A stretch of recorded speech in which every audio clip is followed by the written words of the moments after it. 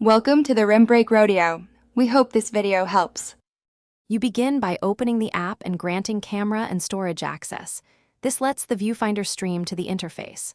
Once done, select the lens, front for selfies, rear for higher detail, and pick 1x or 2x zoom to frame your subject. Make sure grid and HDR are enabled to improve composition and dynamic range. If you want hands-free shots, set the 3-second timer. This quick start gets the viewfinder live and prepares the scene for a clean capture. You now compose the shot.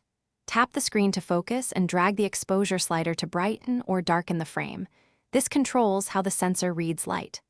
Once your scene is identified, choose Auto for convenience or manual ISO and shutter speed to freeze motion or reduce noise in low light. If your subject isn't moving, lock focus and exposure so the app won't reevaluate mid-shot. These middle steps refine detail and ensure consistent exposure across multiple frames.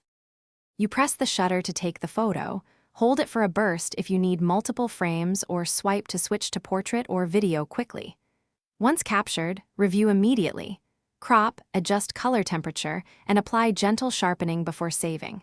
Save locally or to cloud backup to prevent loss. If your result is blurry, increase shutter speed, enable image stabilization, or raise ISO as needed and retake the shot. This troubleshooting tip solves most common capture issues. Thanks for watching. Consider subscribing if we helped you.